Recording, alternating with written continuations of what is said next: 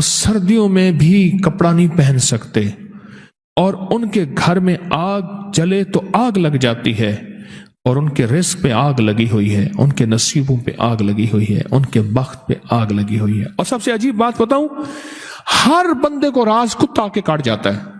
میں private job کرتا ہوں، میرا روزانہ کا سفر 30 سے 35 کلومیٹر موٹر سائیکل پر ہے۔ آپ سے سنا تھا دوسروں کی خیر خواہی کرنے والے کی اللہ پہلے خیر کرتا ہے۔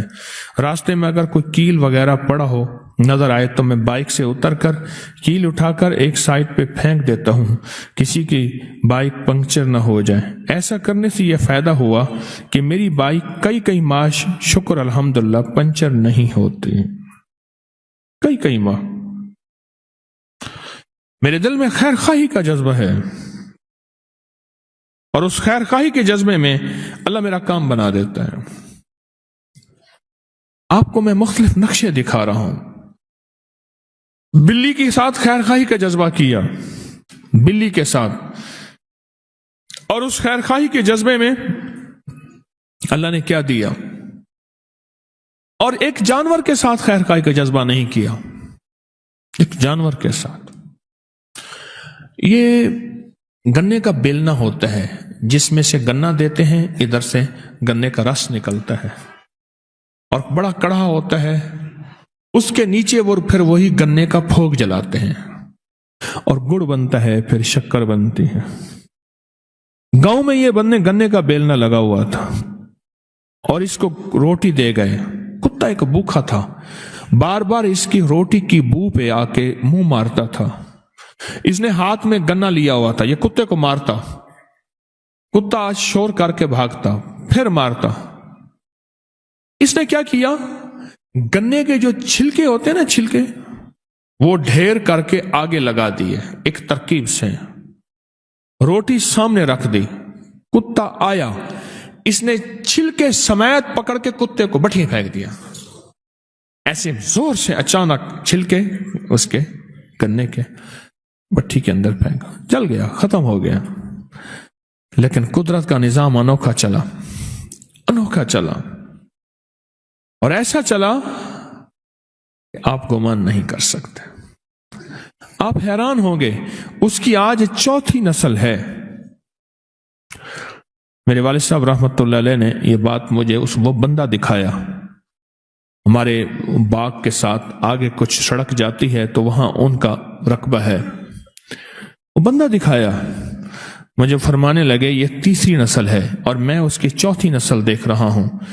اس کی 3ری اور 4تھی نسل کے بدن میں آگ ہے، دانے ہیں، پیپ ہے، وہ سردیوں میں بھی کپڑا نہیں پہن سکتے، اور ان کے گھر میں آگ جلے تو آگ لگ جاتی ہے، اور ان کے رزق پہ آگ لگی ہوئی ہے، ان کے نصیبوں پہ آگ لگی ہوئی ہے، ان کے بخت پہ آگ لگی ہوئی ہے۔ اور سب سے عجیب بات بتاؤں، ہر بندے کو راز کتا کے کاٹ جاتا ہے، وہی کتا،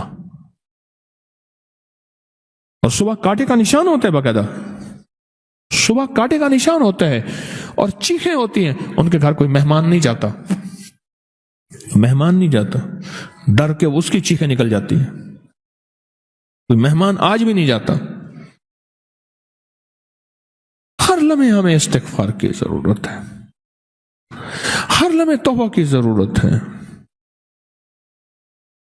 ہر لمحے ندامت کی ضرورت ہے، ہر لمحے بس اس چیز کی ضرورت ہے، تو معاف کر دے۔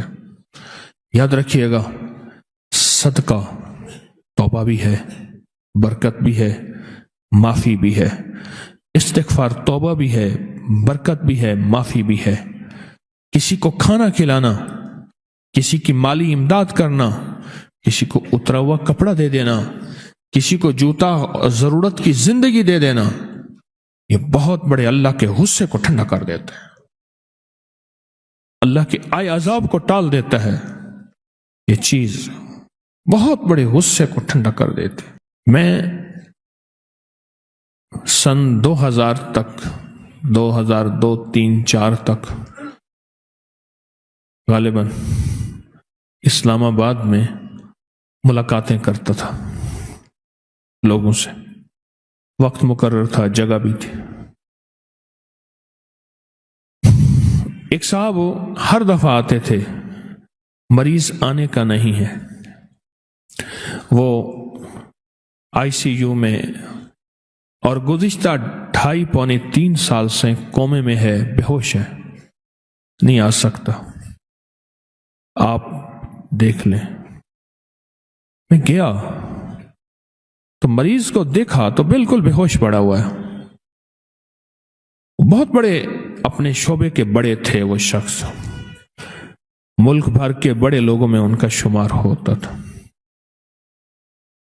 میں نے دیکھا نا، اسے کہنے لگے، کوئی کہتا ہے جادو ہے، کوئی کہتا ہے مرض ہے۔ 2.5 سال سے خاتون پڑی ہے، اس کو ہوش نہیں آیا، نہ زندہ ہوتی ہے نہ مرتی ہے۔ اللہ کی طرف سے میرے دل میں کچھ اللہ نے چھوٹا موٹا جو اپنے علم میں سے علم کا ذرا عطا کی ہے، اللہ کے پاس تو علم کے خزانے ہیں۔ میں نے کہا اس کے لیے استغفار کریں، اور ایک پوری کی پوری ٹیم بٹھائیں، کوئی مخلصین کی ہو جو استغفار کرے اس کے لیے، اور استغفار یہ کرے کہ اللہ تو اس کی روح اپنے پاس لے لے اور اس کو موت دے دے، بس استغفار کریں۔ اسے کہنے لگے موت؟ میں نے کہا سچ تو یہی ہے جو میری سمجھ میں آئی ہے، میں اپنی سمجھ کا دعویٰ نہیں کرتا۔ کچھ عرصے کے بعد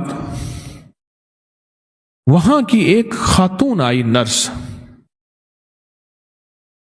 ریٹائر ہونے کے قریب تھی، تسبیح خانے سے اس کی نسبت کہ پتہ چلا کہ حضرت آپ آئے تھے وہاں، مجھے پتہ چلا میری ڈیوٹی فلاں ٹائم کی تھی، آپ فلاں وقت میں آئے تھے، میں دن کو گیا تھا، اس کی نائٹ کی ڈیوٹی تھی، رات کی۔ میں نے پوچھا کیا ہے؟ مجھے تو وہ خاتون کسی پکڑ میں نظر آئی ہے۔ مجھے کہنے لگی حضرت ہم بول نہیں سکتے، بڑے لوگ ہیں۔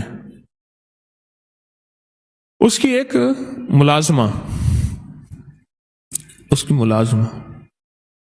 اور اس کی ملازمہ کا بچہ تھا، گھر میں کام کرتی تھی، اس کے بچے نے اٹھا کے کوئی چیز کھا لی جو اس کے دسترخوان پہ پڑی تھی۔ اس کو غصہ آیا، اندر گئی تو وہ چمٹا جس سے روٹیاں الٹ پلٹ کرتے ہیں گرم، وہ چمٹا اٹھا کے ملازمہ کے بچے کی زبان اسے کھینچی، اس کی زبان جل گئی، بیچارہ چیختا رہا، ماں اسے لے گئی، معافیاں مانگتی رہی ماں۔ بس کچھ ہی عرصے کے بعد اس کے سر میں درد ہوا، اور سر میں درد کے بعد بے ہوش ہو گئی، اور آج تک ہوش میں نہیں آئی۔ اللہ کے نبی علیہ الصلوۃ والسلام میرے کملی والے فرماتے ہیں،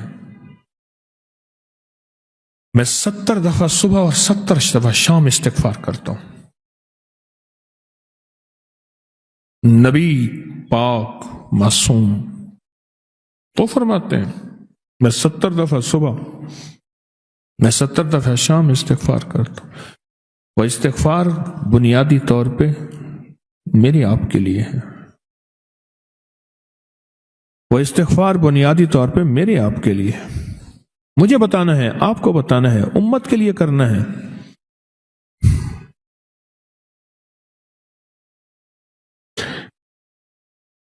اور اگر استغفار ہماری زندگی سے چلا جائے، نکل جائے، تو زندگی میں واقعات آتے ہیں، مشاہدات آتے ہیں، مشکلات اور پریشانیاں آتی ہیں۔ توبہ استغفار، توبہ استغفار۔